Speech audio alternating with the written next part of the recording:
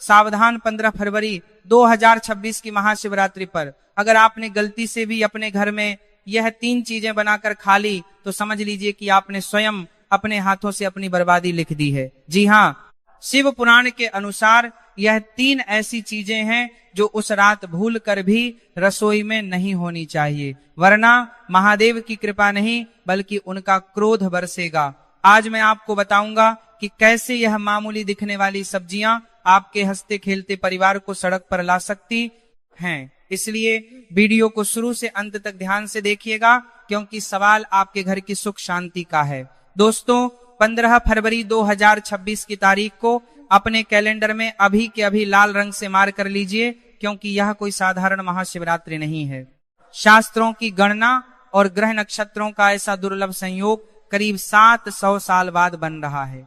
लेकिन ठहरिए, अगर आप सोच रहे हैं कि केवल मंदिर जाकर जल चढ़ा देने से सब कुछ ठीक हो जाएगा तो आप बहुत बड़ी गलतफहमी में हैं।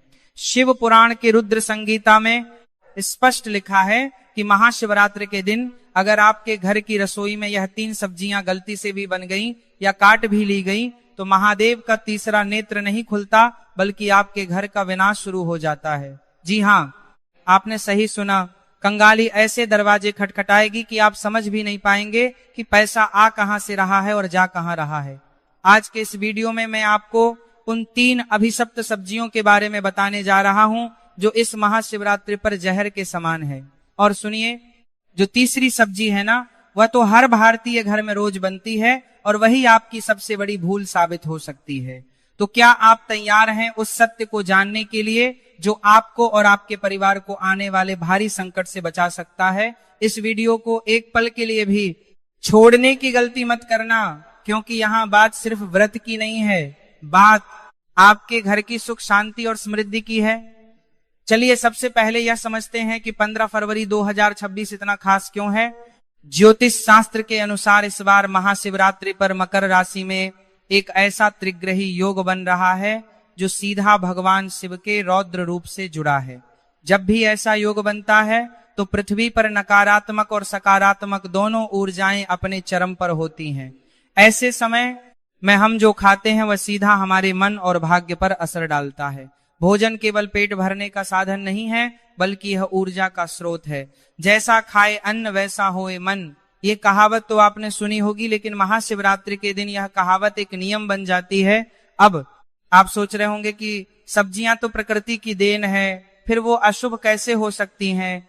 तो आपको बता दूं कि आयुर्वेद और गरुड़ पुराण के अनुसार कुछ सब्जियां ऐसी होती हैं जो तामसिक गुणों से भरी होती हैं।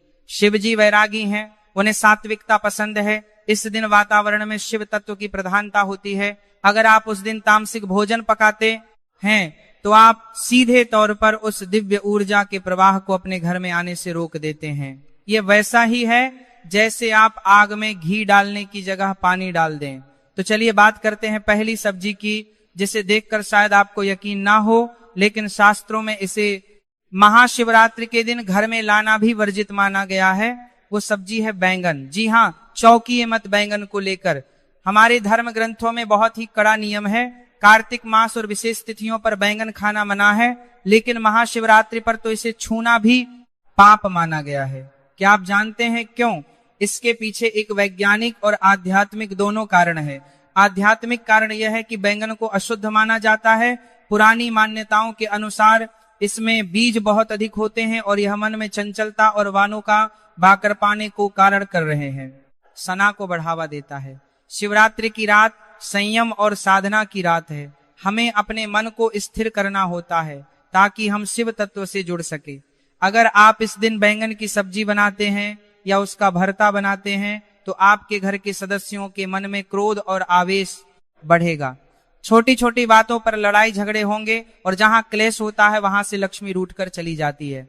वैज्ञानिक दृष्टिकोण से देखें तो इस मौसम में बैंगन में कीड़े होने की संभावना सबसे अधिक होती है और शिवरात्रि पर हम जो भी खाते हैं वहां शुद्ध और पवित्र होना चाहिए। अगर अनजाने में भी आपने अशुद्ध भोजन कर लिया तो आपका पूरा व्रत और पूजा खंडित हो सकती है। इसलिए गांठ बांध लीजिए कि 15 फरवरी को बाजार से सब्जी लाते समय बैंगन की तरफ देखना भी नहीं है।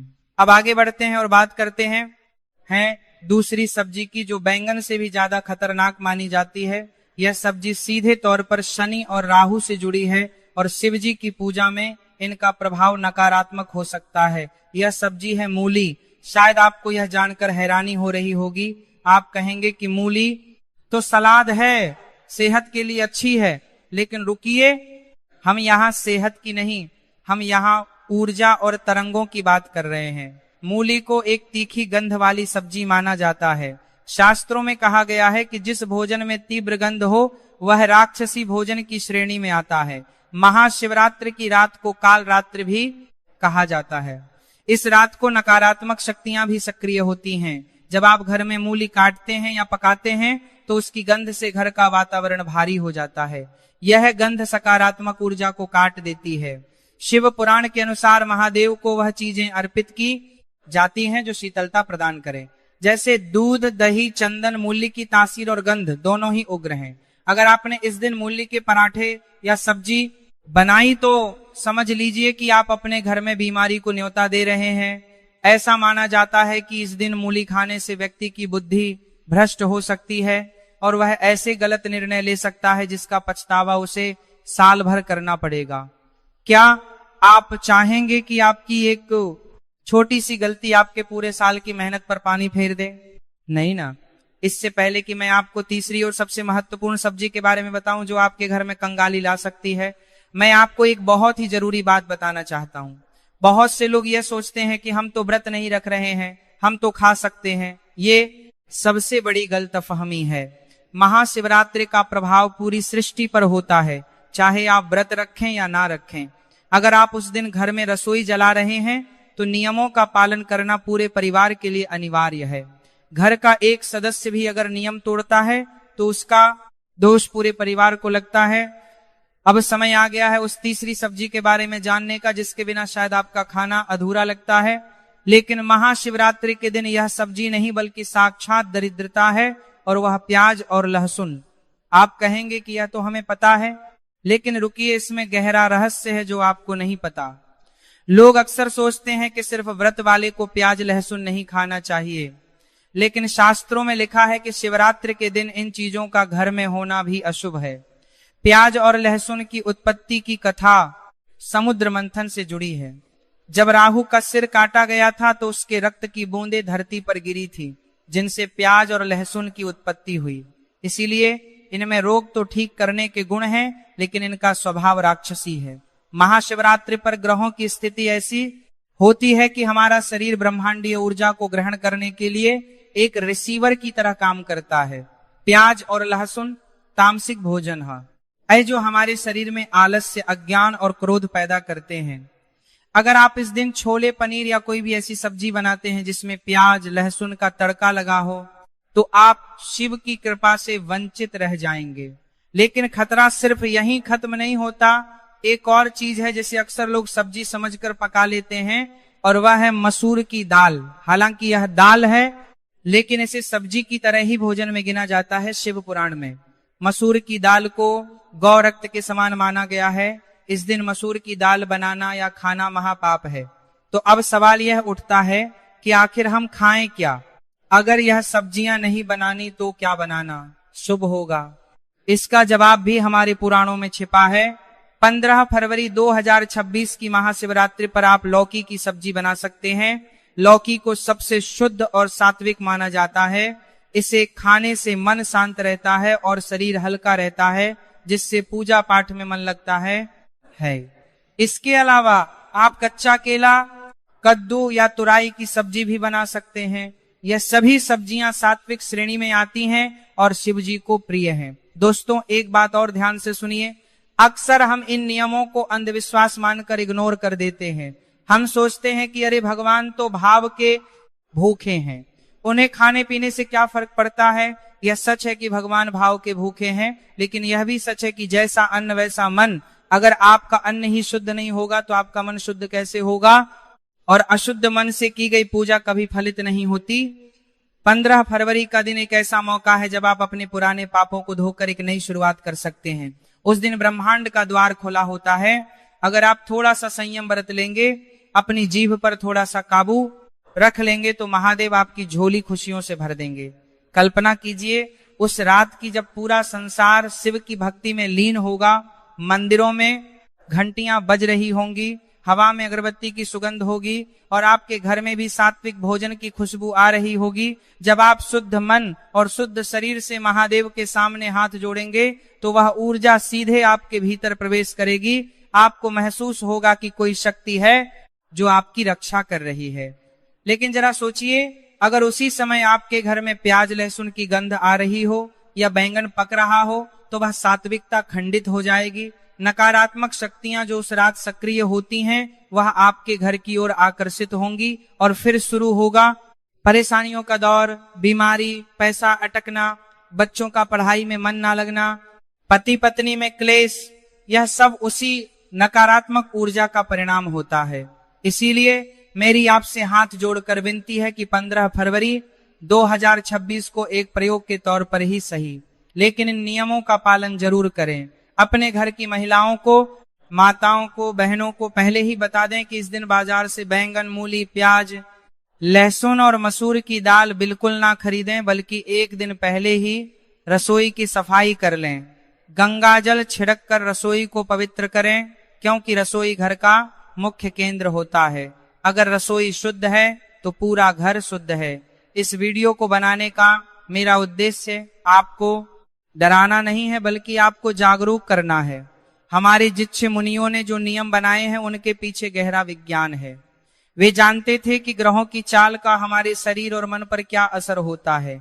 वे जानते थे कि किस दिन कौन सा भोजन हमारे लिए विष बन सकता है और कौन सा अमृत। आज का आधुनिक विज्ञान भी अब इन बातों को मानने लगा है कि भोजन का हमारे अवचेतन मन पर गहरा प्रभाव पड़ता है। तो क्या आप वादा करते हैं कि इस महाशिवरात्रि आप इन 3 सब्जियों को अपने घर में नहीं घुसने देंगे? कमेंट में हर हर महादेव लिखकर अपनी हाजिरी जरूर लगाएं। और हाँ, एक और गुप्त बात जो बहुत कम लोग जानते हैं, महाशिवरात्रि के दिन नमक का प्रयोग भी कम से कम करना चाहिए। अगर हो सके तो सेंधा नमक का ही प्रयोग करें, साधारण नमक का त्याग करें। इससे आपके शरीर में जल का संतुलन बना रहेगा और आप साधना में अधिक समय तक बैठ पाएंगे। याद रखिए, 15 फरवरी 2026 का दिन आपकी किस्मत बदल सकता है। बस जरूरत है तो थोड़ी सी सावधानी और श्रद्धा की। शिव जी बहुत भोले हैं, वह एक लोटा जल से भी प्रसन्न हो जाते हैं, लेकिन वह रुद्र भी हैं। अगर हम जानबूझकर नियमों का उल्लंघन करते हैं तो हमें उनके क्रोध का भी सामना करना पड़ सकता है। कंगाली और दरिद्रता को न्योता मत दीजिए। अपने घर को मंदिर बनाइए, सात्विक भोजन पकाइए और फिर देखिए कि कैसे महादेव की कृपा आपके पूरे परिवार पर बरसती है। जाते जाते एक बार फिर दोहरा दूं, बैंगन में नहीं, मूली नहीं, प्याज लहसुन नहीं, इन 3 दुश्मनों को उस दिन अपनी थाली से दूर रखें। और अगर आप चाहते हैं कि मैं महाशिवरात्रि की सही पूजा विधि और शुभ मुहूर्त पर भी एक विस्तृत वीडियो बनाऊं तो नीचे कमेंट करके जरूर बताएं। मैं कोशिश करूंगा कि आपके लिए वह जानकारी भी जल्द से जल्द लेकर आऊं। अंत में बस इतना ही कहूंगा कि विश्वास ही फलदायक होता है। अगर आप विश्वास के साथ इस नियम का पालन करेंगे तो आपको परिणाम जरूर दिखेगा, और अगर मन में शंका रखकर करेंगे तो अमृत भी विष बन जाएगा। महादेव आप सभी की रक्षा करें। यो कहां कराम बीछी के सामने आपके घर के भंडार हमेशा भरे रह। आप सभी को महाशिवरात्रि की अग्रिम शुभकामनाएं। इस जानकारी को अपने तक सीमित मत रखिएगा, अपने दोस्तों, रिश्तेदारों और परिवार के व्हाट्सएप ग्रुप में इसे अभी शेयर कर दीजिए। क्या पता आपके एक शेयर से किसी के घर में अनजाने में होने वाला पाप रुक जाए और उसका पुण्य आपको ही मिलेगा, क्योंकि अच्छी बात फैलाना भी एक तरह की शिव सेवा ही है।